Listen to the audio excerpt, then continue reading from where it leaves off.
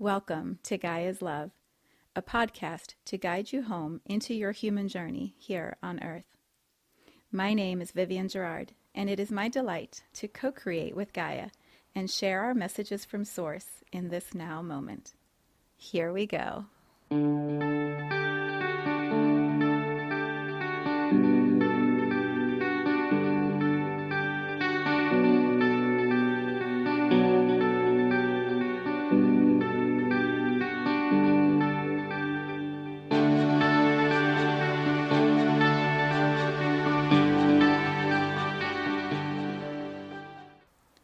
Episode 489.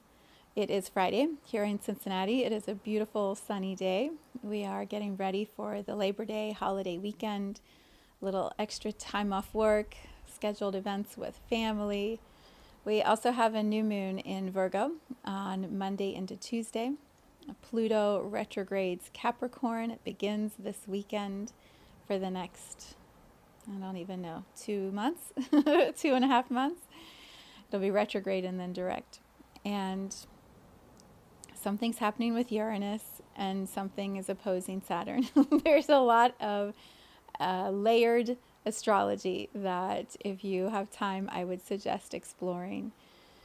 I created a new moon tarot reading, energy reading video yesterday that was filled with inspiration. It's so exciting to tap into where we are going and what is possible. And the cards really reflected just the beauty that is available to us in this human reality that at times can feel really dense.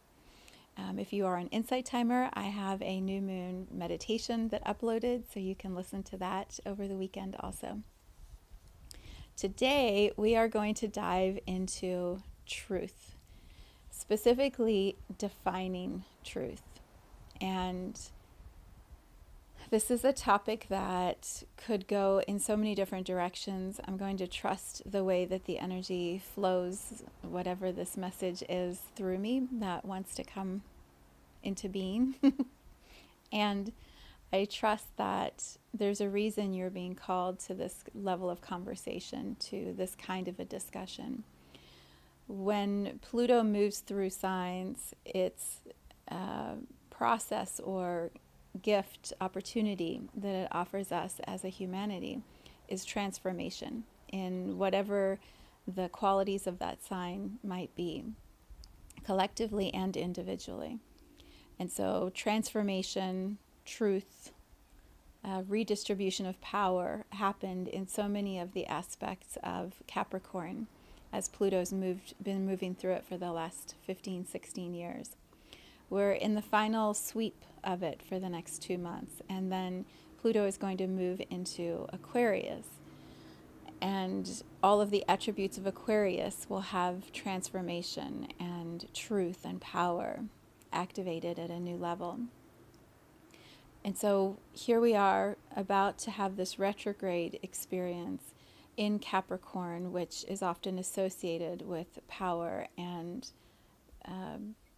big governmental or country level, corporate level, the wealthy versus the poor kind of truth power dynamics playing out the last time in the last little nugget of Capricorn, which means truth may be spoken, most likely will be spoken at all levels, collectively and individually.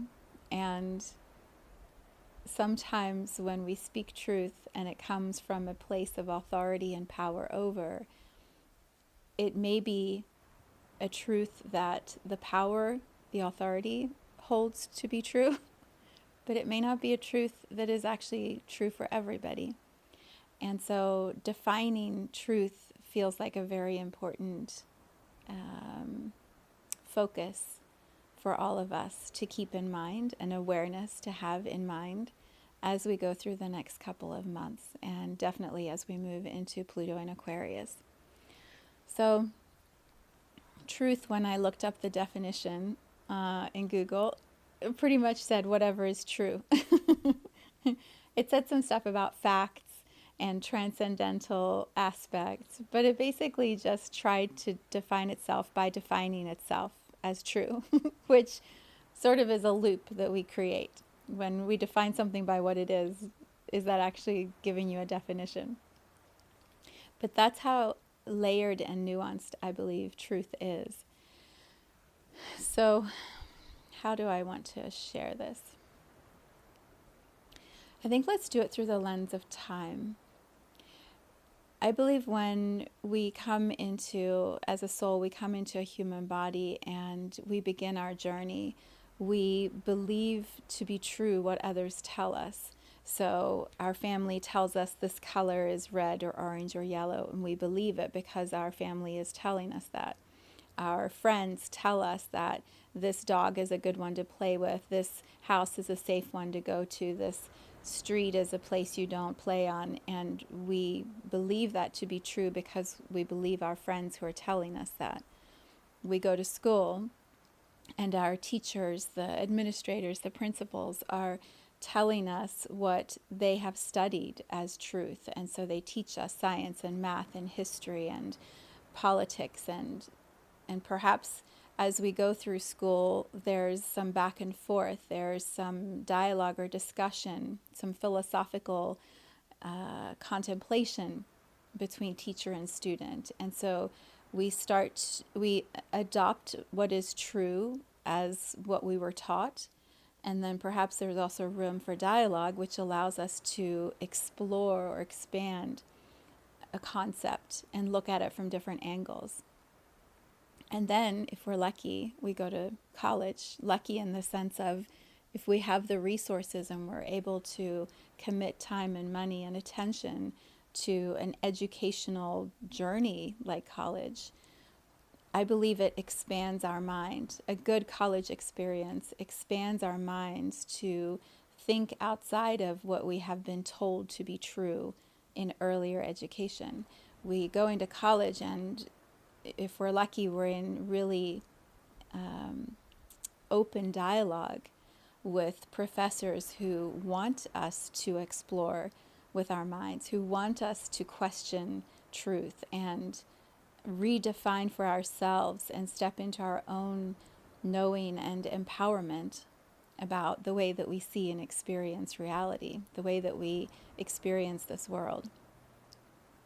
I think because college has not always offered that experience, there's a lot in the younger generation who could be going to college right now that don't see the value in it, or would prefer to learn and discover their truth in their own ways. And so they start businesses and become creative digital entrepreneurs and quantum leap because they're exploring truth with no boundaries. So as we grow up in age, as we evolve in experiences, as we mature in our ability to be okay, to be comfortable, to be at ease, or at least not resistant to other perspectives, to other ways of seeing the world, I believe our definitions of truth can change. And this is where it becomes really confusing. At least for me, it has been very confusing. Because when we're in one experience of our life, in one age, in one time frame, and the truth is absolute, and it anchors us into our reality, it holds us steady. So a quick example for me. So I was born in South Africa. So South Africa is home. That's my home country. At 10 and a half, when we moved to the United States, I'm now an immigrant, and the United States is my home country. And South Africa is suddenly this country that has so many stories and stereotypes and projections around it by Americans, and I'm immersed in an American culture that is trying to redefine for me the experience of being from South Africa based on what they know to be true, not what I knew to be true by living there. And so it was a very confusing reality for me in middle school because I knew what I knew, the ones around me did not know what I knew, but had solid beliefs about what is true. And so it creates dissonance, it creates confusion, because we don't always know at younger ages which truth to hold on to or to steady ourselves with. And that's just one example. Another one would be, I did not grow up in church in South Africa.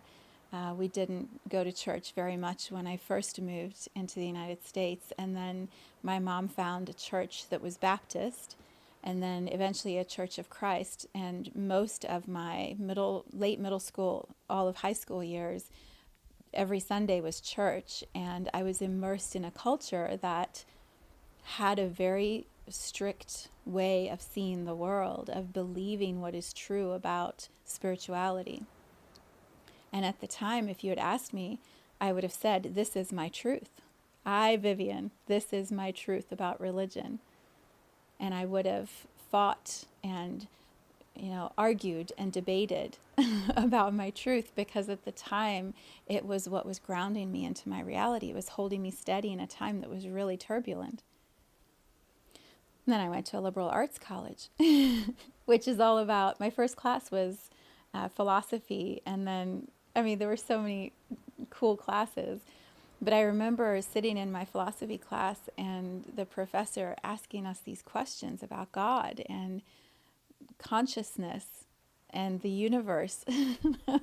I was completely bewildered. I'm like, what is all this? And also I could feel a connection to it and a lighting up inside of, I want to understand more. I'm fascinated by what's being presented here. As a young mother and a full-time single mother working, I didn't have a lot of time to define big truth. It was very much about, we've got work to do, bills to pay, kids to get to college, to school, to elementary school. Like, there's no time. And also the truth of religion, as I had held onto it for so many years, did not feel true anymore. I was going through another change, another evolution. And I use my example simply to offer food for thought for you to explore your timeline, to explore your journey with, when have you held on to truth and been absolute about it? And then when has it started to redefine itself because you've learned something new, or you've grown in age and experiences, and that doesn't mean only older people have truth. It means there's more and more layers of experiences, and so it gets more and more complicated because you get more and more options presented to you in actual lived moments, and so it isn't as easy to say, I'm holding on to this truth as absolute. When we go through painful experiences, so illness, loss of those that we love who transition before we're ready or unexpectedly, when we go through those sudden shocks and the system, our body, our mind, our soul is shaken into a new reality, into a new heart space, a new awareness. I would call it a new dimension of consciousness. When we're shaken into a new experience, our truth can be shaken at the same time. And so what we used to believe no longer matches. Death is a powerful teacher when we're still here and someone we care about has left.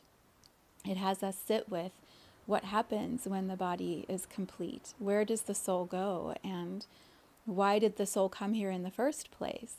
And why do none of us have control over this experience of someone else and over our hearts to care about someone else who's going to have, a completion of their human journey? It becomes so felt in our bodies, and then our truth starts to redefine.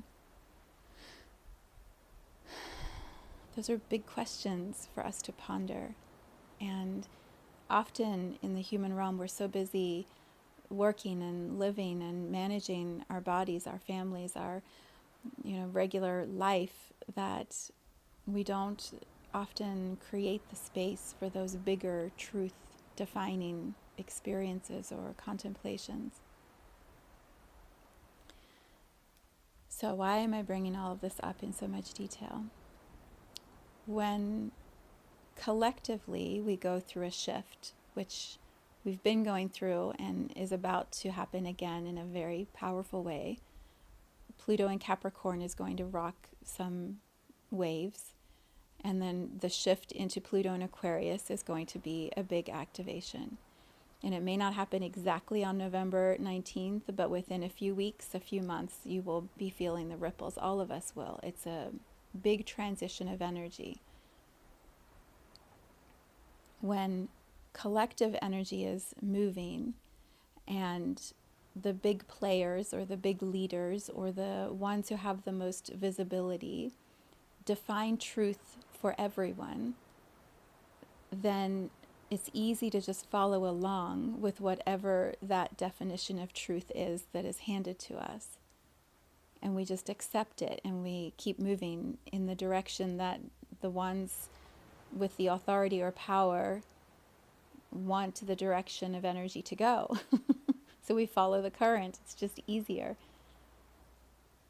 When we have defined our truth, not our handed to us truth or our conditional, what we've always believed to be truth, but when we sit in our own definition of our individual knowing, of our truth, the big truth with a capital T, the little truths with the little t's, like when we sit in our definitions of what we know to be true for ourselves, and then a collective truth is handed to us to say, do this or follow this or be this or agree with this, and we feel the dissonance within ourselves.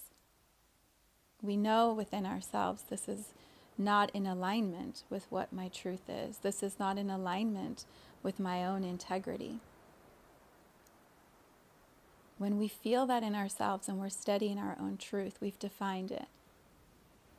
It's so much easier to speak our truth, to stand in our truth, to be the embodiment of the truth we have defined for ourselves, to stand in it, and then just allow the collective energy to move and wave, ripple on past us. It doesn't rock us. It doesn't have us go into fear or doubt.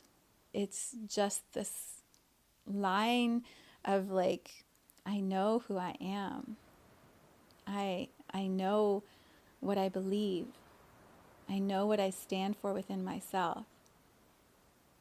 And there's no need to fight or debate or try to convince anyone else. I think this is like mastery of our own self, of our own definition of truth, is we don't have to prove it to anybody. We don't have to argue it with anybody. We don't have to try to change anybody's mind. We allow space for multiple layers of truth to coexist together. That's the big statement. Took a lot of build up to get to that statement, didn't it? When we look at our own journey, our own human journey, and we see how we have stood in so many versions of our truth that could contradict with themselves. The history I have lived has multiple contradictions of truth if I look backwards over my timeline.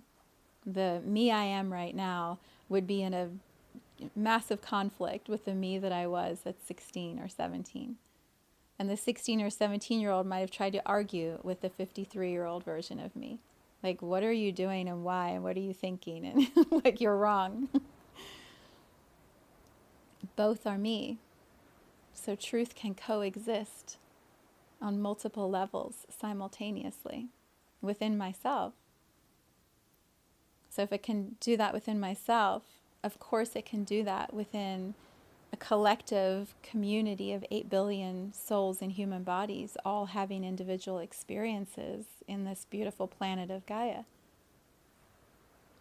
Multiple definitions of truth can coexist simultaneously.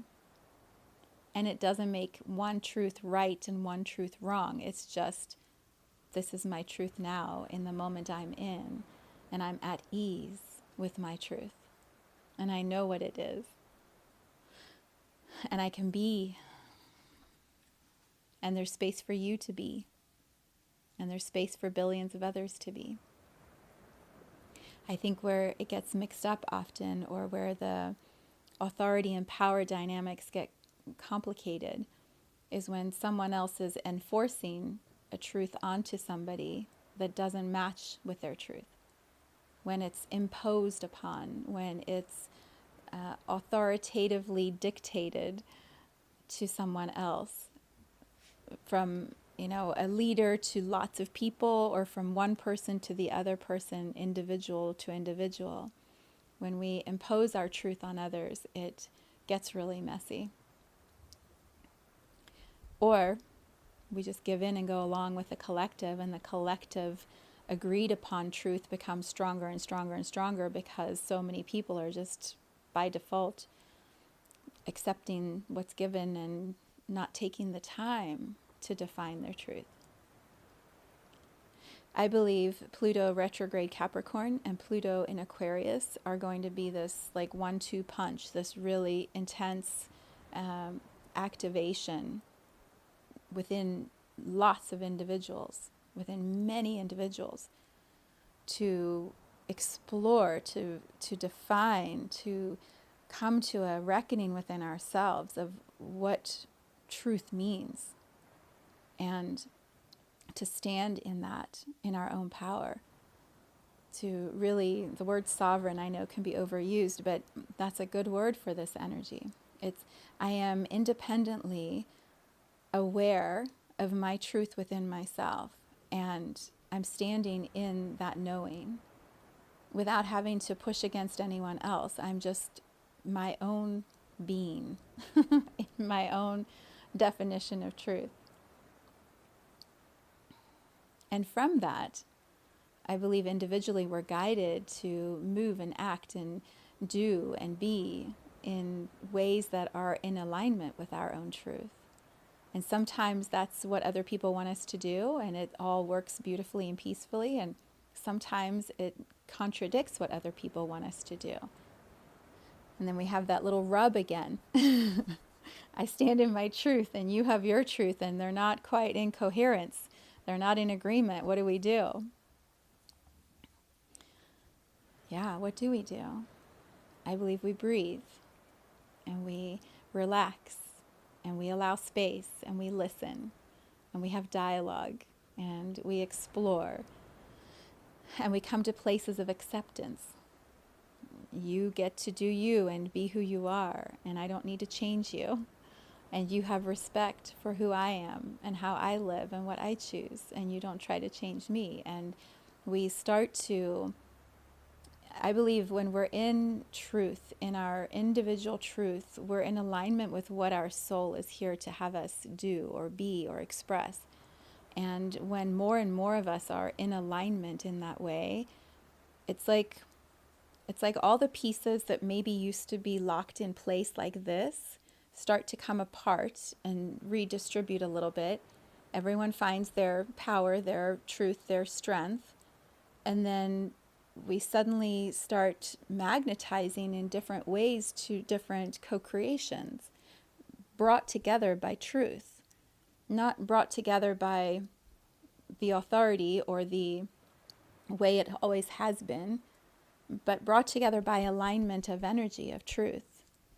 And so the landscape will look different. Pieces will redistribute in new ways, and we don't know yet what that is. That's Pluto in Aquarius over 20 years. It's going to redefine the landscape. It's going to move the pieces and the parts all around so that we can start to come into smaller groups of unity, of unification, and we can strengthen based on being pulled together by common energy, by like energy. And as those smaller little glops or groups start to form based on alignment, they grow bigger, and more individuals who match that truth find them, and the groupings get bigger and bigger. But now you've got groupings that are based on alignment and truth. And as those globs start to form around the planet, eventually we'll all come into some sort of unified glob of humanity, which would be Pluto and Pisces. Oh, the way I describe things sometimes, globs of humanity. That's kind of how it feels, though. It's like, really, we're globs.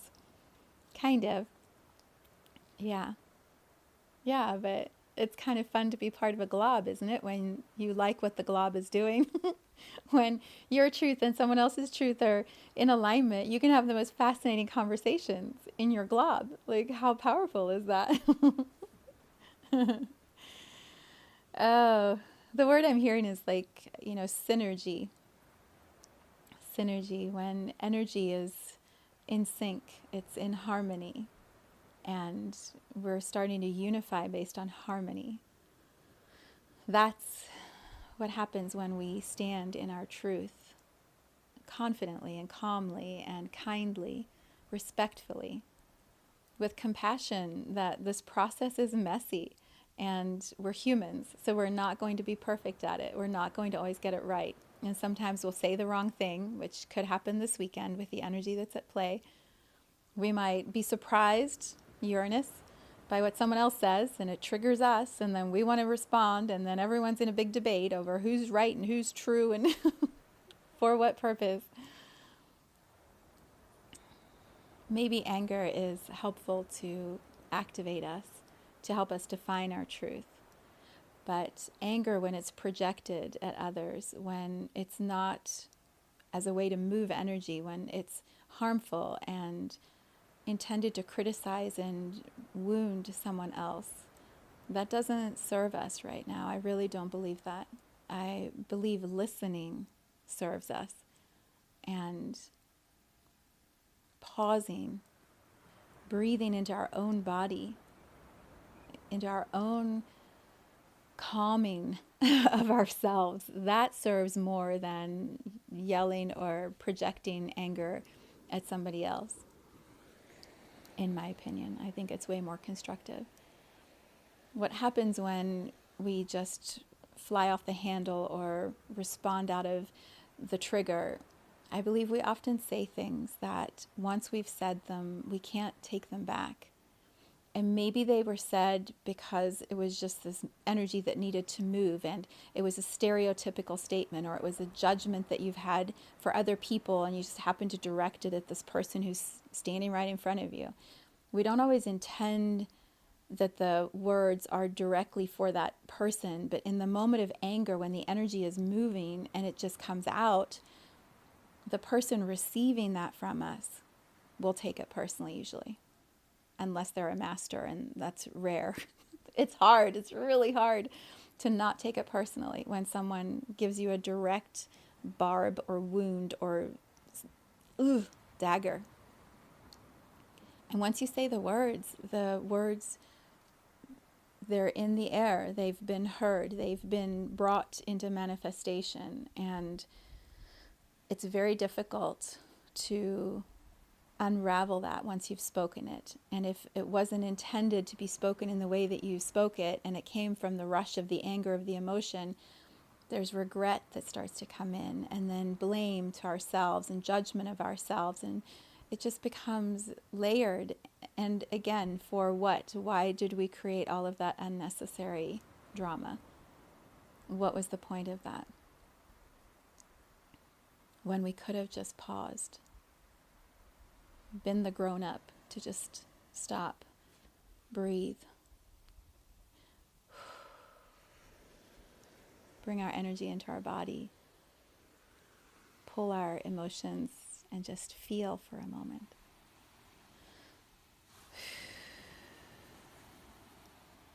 If I am in alignment with my truth, how do I want to continue this conversation? What do I really feel and want to say? Do I need a timeout for myself? And let me just say, this is 53-year-old Viv speaking in this moment. This is not 40-year-old Viv, 30-year-old Viv, teenage Viv. This is 53-year-old Viv who has spoken so many words that once spoken could not be retrieved, could not be called back. And words do wound, and they do stay in someone's mind and heart and psyche. No matter how we try to apologize or make it better or explain where it came from. And so this really is a time, apparently, because I keep going on and on here about it, this is a time to pause before we speak and to bring our energy into our own body, our energy into our body in a self-responsible way, manage our emotions, and spend the time defining truth for ourselves and relaxing into knowing this is our truth, and then walking and acting from that. Yeah. It could get really messy over the next few months, and also the astrology is guiding humanity into a new way of being, and I believe where it's going to take us eventually is incredibly beautiful. I believe the harmony that is going to be humanity on our planet, not too far off in the future, is going to be the most beautiful experience. And we, the souls in the human bodies right now, are alive at this time to help guide the process, to be the bridge, the ones who are helping to move the energy, who are helping to redefine truth individually so that the collective truth can shift, can be one that is based more on harmony. Harmony and alignment of this planet, Gaia, humanity, and then Source, God, the universe, whatever word you use for that energy of all. It is absolutely, I don't even know the words, glorious to consider what is possible for the human realm one day. And we're doing the work now to build that, to create that, to embody that. And it's going to happen one individual at a time. So defining truth is a really important process, part of the process to carry us there. All right, now I've really said plenty. What do you do with all this? Journal, walk, nap, laugh, play, contemplate, journal again, walk some more, breathe, meditate, all the things. All the things. This new moon in Virgo is a really powerful time to be intentional, to decide for yourself, like, how do I want to navigate this next month and this next lunar cycle, and set intentions perhaps that are based on truth, your truth, defining it, speaking it, walking as it, being it.